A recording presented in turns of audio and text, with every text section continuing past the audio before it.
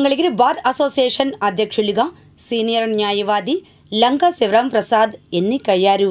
వివరాలు ఇలా ఉన్నాయి. మంగళగిరి బార్ అసోసియేషన్కు శనివారం జరిగిన ఎన్నికల్లో సీనియర్ న్యాయవాది లంకా శివరాం ప్రసాద్ ఘన విజయం సాధించారు. హోరాహోరీగా జరిగిన ఈ ఎన్నికల్లో లంకా శివరాం ప్రసాద్ తన సమీప ప్రత్యర్థి దొడ్డిక బ్రహ్మానందరావుపై 6 ఓట్ల తేడాతో గెలుపొందడం జరిగింది. ఉత్కంఠ భరితంగా జరిగిన ఎన్నికలో మొత్తం 155 ఓట్లకు గాను 146 ఓట్లు పోలైనట్లు ఎన్నికల అధికారులు శ్రీభాష్యం రంగనాథ్, టి రోసయ్య, ఆరిగకోటి రామమోహన్ రెడ్డి తెలిపారు.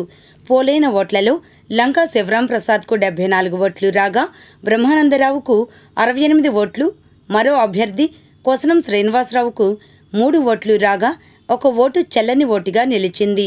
అధ్యక్షులతో పాటు ఉపాధ్యక్షులుగా నవజీవన్ నాయుడమ్మపై విజయం సాధించగా జనరల్ సెక్రటరీగా కురగంటి రమేష్, కొడారి శేఖర్పై విజయం సాధించారు.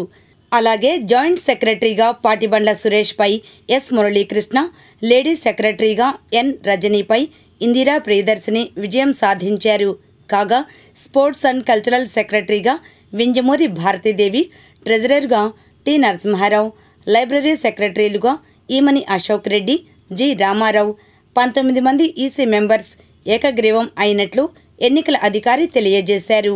ఈ సందర్భంగా లంకా శివరాం ప్రసాద్ను సీనియర్ న్యాయవాదులు వాకా రామ్గోపాల్ గౌడ్, కోకా వెంకటప్రసాద్, శృంగారపాటి బాలమురళీకృష్ణ, ఎండి షౌకత్ హుస్సేన్, అంబేద్కర్, గుజ్జర్లపూడి జాన్బాబు తదితరులు సత్కరించారు.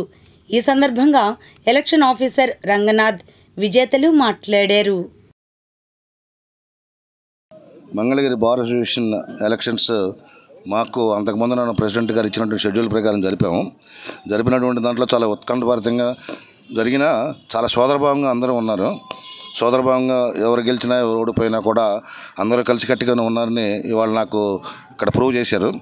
ఇవాళ ఈ రిజల్ట్ చెప్పాల్సి వచ్చినప్పుడు ప్రెసిడెంట్ పోస్ట్కి లంకా శివరాం ప్రసాద్ గారు 7 ఓట్ల మెజార్టీతో ఆయన 6 ఓట్స్ మెజార్టీతో ఆయన గెలిచారు.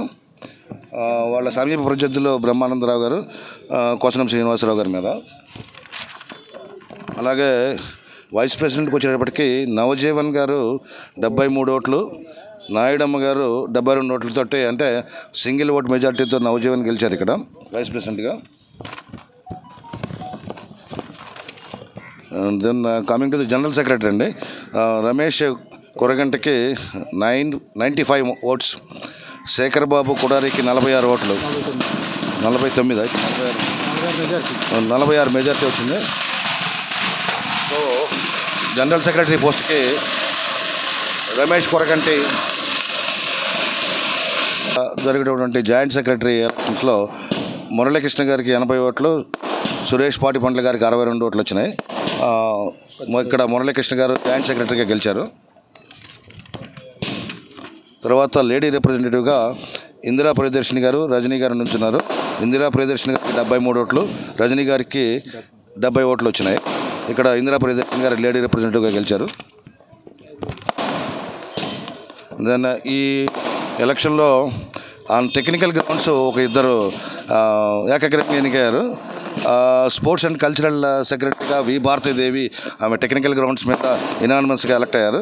అలాగే ట్రెజరర్గా టి నరసింహారావు కూడా టెక్నికల్ గ్రౌండ్స్ మీద ఆయన ఇనానిమస్గా ఎలక్ట్ కావడం జరిగింది. అలాగే ఈసీ మెంబర్స్ కింద ఒక 19 మంది, లైబ్రరీ ఈసీ మెంబర్స్ కింద ఒక 19 మెంబర్స్ వేస్తే 19 మెంబర్స్ని వాళ్ళందరినీ డిక్లేర్ చేసాము ఈసీ మెంబర్స్గా. ఇది జరిగినటువంటి ఇది ఈ లైబ్రరీ. ఓకే, ఇంకొకటి కూడా జరిగింది ఇక్కడ. లైబ్రరీ పోస్ట్కి ఇద్దరు చిరు 6 నెలలు పంచుకునే పరిస్థితి వచ్చింది ఇక్కడ. ఈమని అశోక్ రెడ్డి గారు 6 నెలలు, గుర్రం రామారావు గారు 6 నెలలు. ఈ టైం పీరియడ్ అనేది ఎవరు ఫోన్తో ఎవరు వెనకాలన్నది ఈ కాబోయే ప్రెసిడెంట్ గారు ఆయన టాస్ చేసుకుని ఆయన చూసుకుంటారు. 2025-26 సంవత్సరానికి మంగళగిరి బార్ అసోసియేషన్ ఎన్నిక సందర్భంగా ఈరోజు జరిగినటువంటి ఎన్నికల్లో ప్రెసిడెంట్గా ఈరోజు నన్ను ఎన్నుకోవడం జరిగింది. నేను మంగళగిరి బార్ అసోసియేషన్కి ద్వారా చేయదగ్గ పనులు ఏంటనేది కూడా నేను ముందుగానే అనౌన్స్మెంట్ ఇచ్చుకోవడం జరిగింది. నేను అందులో ముఖ్యంగా చెప్పాల్సింది జిల్లా కోర్టు ఎస్టాబ్లిష్మెంట్ అనేది ఒకటి పెండింగ్లో ఉండిపోయింది. ఆ ఎస్టాబ్లిష్మెంట్ పెండింగ్ ప్రాసెస్ని కంప్లీట్ చేయటం ఒకటి, పెరుగుతున్న సంఖ్య లాయర్ల పెరుగుతున్న సంఖ్యని పరిగణలోకి తీసుకొని వీళ్ళ అవసరాల కోసం అని చెప్పేసి కావాల్సినటువంటి డిజిటల్ లైబ్రరీ ఒకటి, అలాగే నెక్స్ట్ మన స్టేషనరీ అండ్ జిరాక్స్ తక్కువ ఖర్చుతోటి ప్రొవైడ్ చేయడానికి నేను చర్యలు తీసుకుంటానని చెప్పేసి హామీ ఇవ్వడం జరిగింది. ఆ దిశలో నేను కృషి చేస్తానని చెప్పేసి చెప్తున్నాను. అలాగే ముఖ్యంగా రాజధాని ఏరియాలో ఉన్నటువంటి కోర్టు కాబట్టి రాజధాని కేసులన్నీ కూడా ఇదే కోర్టుకు వస్తాయి కాబట్టి ఈ కేసులు ఇవన్నీ కూడా చూస్తున్నటువంటి న్యాయవాదులకి రాజధాని ప్రాంతంలో ఇళ్ల స్థలాలు ఏర్పాటు చేసేదానికి కూడా నా వంతుగా కృషి గట్టిగా చేస్తానని చెప్పేసి చెప్పుకుంటున్నాను. ఎలాంటి విషయంలో అయినా సరే అందరిని సంప్రదించి అందరిని కలుపుకొని వెళ్ళి అందరితో కలిసి బార్ అభివృద్ధికి సహకరిస్తానని నేను మనస్ఫూర్తిగా కోరుకుంటూ సెలవు తీసుకున్నాను. మిత్రులారా, 2025